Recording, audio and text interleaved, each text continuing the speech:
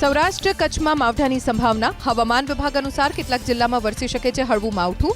સૌરાષ્ટ્ર કચ્છ સિવાય અન્ય વિસ્તારમાં કમોસમી વરસાદની સંભાવના નહિવત. એક સાયક્લોનિક સર્ક્યુલેશન સિસ્ટમ થઈ સક્રિય, જેની અસર જોવા મળશે ઉત્તર ગુજરાતના વિસ્તારોમાં. કમોસમી વરસાદ વરસ્યો સાબરકાંઠા જિલ્લામાં. ગાંભોઈ પંથકમાં માવઠાથી ખેડૂતો ચિંતામાં. ઘઉં, વરિયાળી, જીરું, બટાકા સહિત શાકભાજીના પાકને નુકસાનની ભીતિ. આગામી 24 કલાક બાદ લઘુત્તમ તાપમાનમાં થશે 2 થી 4 ડિગ્રીનો ઘટાડો. હવામાન વિભાગ અનુસાર અમદાવાદમાં રહેશે વાદળછાયું વાતાવરણ. અમદાવાદમાં લઘુત્તમ તાપમાન નોંધાયું 17 ડિગ્રી. અમેરિકાની ટેરિફ વોરથી ભારત, કેનેડા, ચીન, મેક્સિકોના ચલણમાં મોટો કડાકો. રૂપિયો પ્રથમ વખત ₹87ની નીચે 87.29ના નવા તળિયે. તો ટ્રમ્પના નિર્ણયથી ડોલરના વૈશ્વિક ઇન્ડેક્સે 109ની સપાટી કુદાવી. ટ્રમ્પનું અમેરિકાના નાગરિકોને સંબોધન. બોલ્યા, દેશને મહાન બનાવવા માટે કરવું પડશે સહન. ડોનાલ્ડ ટ્રમ્પના ટેરિફ યુદ્ધના કારણે ભારતીય શેર બજારમાં કડાકો. સેન્સેક્સ 319 પોઈન્ટ તૂટીને 77,186 પર, તો 121 પોઈન્ટના ગાબડા સાથે નિફ્ટી 23,361ની સપાટી પર. મધ્યમ વર્ગને મળી શકે વધુ એક રાહત. 5 વર્ષ બાદ રેપો રેટમાં ઘટાડાની અપેક્ષા. વ્યાજ દરોમાં 0.25% ઘટાડો થવાની શક્યતા. જો રેપો રેટમાં ઘટાડો થાય તો હોમ લોન સહિતની લોનના ઈએમઆઈમાં થશે ઘટાડો. મતદાન પહેલા જ વલસાડ પાલિકાની ચૂંટણીમાં ભાજપે ખેલ પાર પાડ્યો. વોર્ડ નંબર 8 પર ભાજપના 4 ઉમેદવાર બિનહરીફ. 3 સભ્ય પહેલા જ બિનહરીફ થયા હતા. હવે કોંગ્રેસના ઉમેદવાર માનવ પરમારે પણ ફોર્મ પરત ખેંચતા વોર્ડ નંબર 8 પર ભાજપનો કબજો. વલસાડની ધરમપુર પાલિકામાં કોંગ્રેસના 4 ઉમેદવાર ગાયબ. વોર્ડ નંબર 1ના 4 ઉમેદવાર ફોર્મ ચકાસણી વખતે જ ગેરહાજર રહેતા હડકંપ. કોંગ્રેસે પોલીસનો સાધ્યું સંપર્ક. ઉમેદવારોને ગાયબ કરી ભાજપે ખેલ ખેલ્યાનો કોંગ્રેસનો આરોપ. જૂનાગઢની બાટવા નગરપાલિકાની ચૂંટણીમાં 10 બેઠક પર ભાજપ બિનહરીફ. ફોર્મ ચકાસણી દરમિયાન કોંગ્રેસના ઉમેદવારોના ટેકેદારોએ ફોર્મમાં તેમની સહી નહીં હોવાની વાત મારી પલટી મારી. 10 બેઠક થઈ બિનહરીફ. કોંગ્રેસ કરશે ચૂંટણી આયોગમાં રજૂઆત. મતદાન પહેલા જ ભચાઉ નગરપાલિકાની 21 બેઠક પર ભાજપના ઉમેદવારોને જાહેર કરાયા બિનહરીફ વિજેતા. ફરી એક વખત ભચાઉ નગરપાલિકામાં આવશે ભાજપનું શાસન. ચૂંટણી માટે 61 ઉમેદવારે ભર્યા હતા ફોર્મ, જે પૈકી 15 ફોર્મ અમાન્ય. સ્થાનિક સ્વરાજની ચૂંટણી પહેલા હાલોલ કોંગ્રેસને ઝટકો. વોર્ડ નંબર 2ના કોંગ્રેસના 4 ઉમેદવારોએ ફોર્મ પરત ખેંચ્યું. વોર્ડ નંબર 2માં ભાજપ અને અપક્ષ વચ્ચે ટક્કર. દાહોદની પીપલોદ તાલુકા બેઠક પર લહેરાયો ભાજપનો ભગવો. ભાજપના ઉમેદવાર વિજય વણકર બિનહરીફ વિજેતા. કોંગ્રેસના ઉમેદવારનું મેન્ડેટ ના આવતા ફોર્મ થયું રદ. ભાજપ કાર્યકરોમાં ખુશીની લહેર. મહીસાગરની બાલાસિનોર પાલિકાના વોર્ડ નંબર 4માં ભાજપના 4 ઉમેદવાર બિનહરીફ. વોર્ડ 4માં કુલ 16 ફોર્મ ભરાયા હતા. 16માંથી 12 ફોર્મ અમાન્ય રહેતા ભાજપના 4 ઉમેદવાર બિનહરીફ. આવતીકાલે થશે સત્તાવાર જાહેરાત. ભાજપના ઉમેદવારને જાહેર કરાયા બિનહરીફ વિજેતા. બોટાદ તાલુકા પંચાયતની તુરખા બેઠક પરથી આમ આદમી પાર્ટીના ઉમેદવારે ફોર્મ પરત ખેંચ્યું. ભાજપના ત્રિવેદી ઈશ્વરભાઈને જાહેર કરાયા બિનહરીફ વિજેતા. શહેરાની મંગલિયાણા તાલુકા પંચાયતની પેટા ચૂંટણી માટે 3 ડમી ઉમેદવારોના ફોર્મ અમાન્ય. 4 પૈકી માત્ર ભાજપના ઉમેદવાર વિજય પગીનું ફોર્મ રાખવામાં આવ્યું માન્ય. ગીર સોમનાથમાં કોડીનાર નગરપાલિકાની ચૂંટણીને લઈ ભાજપ કોંગ્રેસ સામને સામને. ફોર્મ ચકાસણી સમયે બંને પક્ષોના કાર્યકરો વચ્ચે બબાલ. પોલીસની હાજરીમાં જ એકબીજા પર હુમલો કરવાના પ્રયાસ. ઉમેદવારી ફોર્મ ચકાસણીની પ્રક્રિયા પૂર્ણ. માંગરોળમાં નગરપાલિકાની 36 બેઠક માટે કુલ 105 ઉમેદવાર મેદાનમાં. કુલ 116 પૈકી 11 ઉમેદવારોના ફોર્મ અમાન્ય. અવિશ્વાસની દરખાસ્ત દાખલ કરાવાઈ. વાંછડાલ ગ્રામ પંચાયતના સરપંચના વિરોધમાં. વિસ્તરણ અધિકારી અને તલાટી કમ મંત્રીના ઉપક્રમે ગ્રામ પંચાયતમાં યોજાઈ બેઠક. 8 સભ્યોએ બેઠકમાં રજૂ કર્યો અવિશ્વાસનો પ્રસ્તાવ. અમરેલી લેટરકાર્ડ મુદ્દે ભાજપ નેતા દિલીપભાઈ સંઘાણીએ સીએમ ભૂપેન્દ્રભાઈ પટેલને લખ્યો પત્ર. લેટરકાર્ડની તપાસ નિવૃત્ત જજની અધ્યક્ષતામાં કરવા કરી માંગ. પોલીસના ઉચ્ચ અધિકારીઓ અને રાજકીય આગેવાનોએ આ પ્રવૃત્તિ કરી હોવાની વ્યક્ત કરી આશંકા. સમગ્ર બાબતે નાર્કો ટેસ્ટ કરાવવા દર્શાવી તૈયારી. લેટરકાંડ પર દિલીપ સંઘાણીના પત્ર બાદ પૂર્વ સાંસદ નારણ કાછડિયાની પણ પ્રતિક્રિયા. સંઘાણીનું સમર્થન કરી નારણ કાછડિયાએ વિરોધીઓ પર કર્યા પ્રહાર. કહ્યું, ઘણા નેતાઓનો અમરેલીમાં જન્મ નહોતો થયો ત્યારે દિલીપભાઈ સર્વે સર્વા હતા. કાછડિયાએ નાર્કો ટેસ્ટની તૈયારી દર્શાવી કબૂલ્યું કે મને પણ વોટ્સઅપ પર મળ્યો હતો લેટર. અમરેલી લેટરકાંડ મુદ્દે દિલીપ સંઘાણીના પત્રને કોંગ્રેસ નેતા પ્રતાપ દુધાતનું સમર્થન. મોટા પાયે ષડયંત્ર રચી તેની અમલવારી કરાવવાનો પ્રયાસ થઈ રહ્યો હોવાનો આરોપ. દિલીપભાઈને આ કેસમાં ફસાવવાનો થઈ રહ્યો છે પ્રયાસ. બીજા રાજકીય આગેવાનોનો કરાવવો જોઈએ નાર્કો ટેસ્ટ. રાજકીય નિવેદનબાજી કરી પૂર્વ નાયબ મુખ્યમંત્રી નીતિન પટેલ ફરી આવ્યા ચર્ચામાં. કડીના ડરણ ગામમાં જાહેર મંચથી બોલ્યા, જમીન દલાલોની જેમ રાજકારણમાં પણ વધ્યા દલાલો. ઘણા લોકો ભાજપના નામે દલાલી કરી કરોડપતિ બની ગયા. જમીન દલાલના નિવેદન મુદ્દે પૂર્વ નાયબ મુખ્યમંત્રી નીતિન પટેલની સોશિયલ મીડિયા પ્લેટફોર્મ એક્સ પર સ્પષ્ટતા. આ નિવેદન બધાને નથી પડતું લાગુ. પક્ષમાં રહી હોદ્દાનો દુરુપયોગ કરનારા કેટલાક લોકોને પડે છે લાગુ.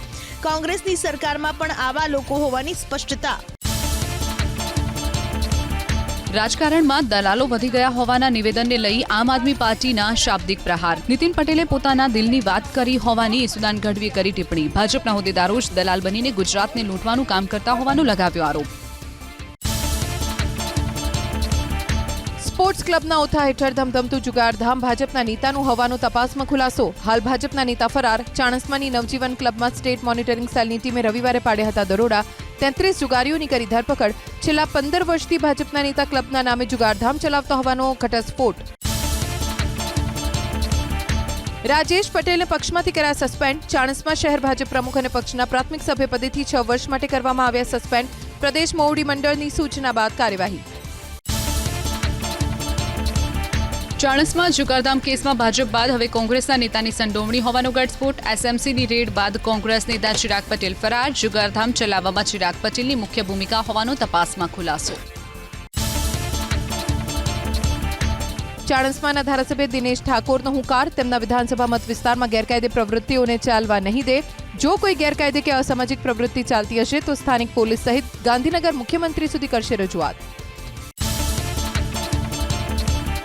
શંકાસ્પદ ઘી અને તેલ બાદ નકલી પનીર ઝડપાયું સિદ્ધપુરમાંથી. ફૂડ એન્ડ ડ્રગ વિભાગે રિયલ ડેરી ઇન્ડસ્ટ્રીમાં પાડ્યા દરોડા.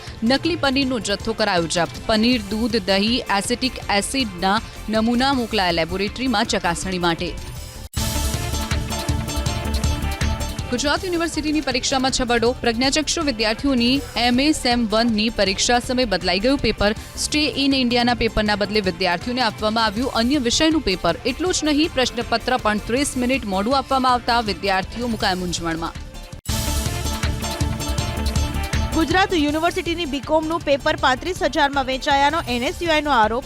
પેપરના ખરીદ વેચાણ માટે કરાયેલી વોટ્સએપ ચેટ અને ઓડિયો ક્લિપ પણ કરાઈ જાહેર. વિદ્યાર્થી નેતા VCને પણ કરશે રજૂઆત.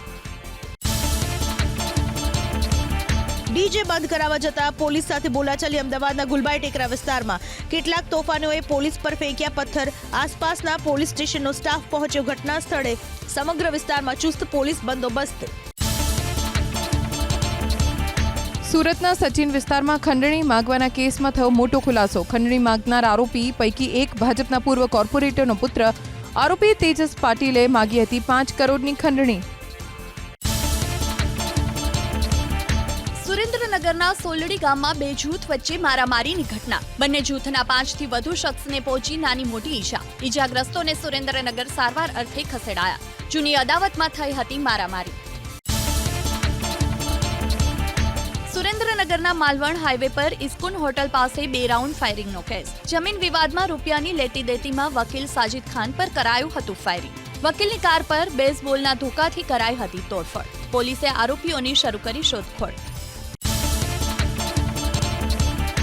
સ્ટેટ વિજિલન્સની ટીમના દરોડા હજીરામાં. દારૂ ભરેલો ટેમ્પો ઝડપાયો. સુરતથી ભાવનગર જઈ રહ્યા હતા દારૂ ભરેલો ટેમ્પો.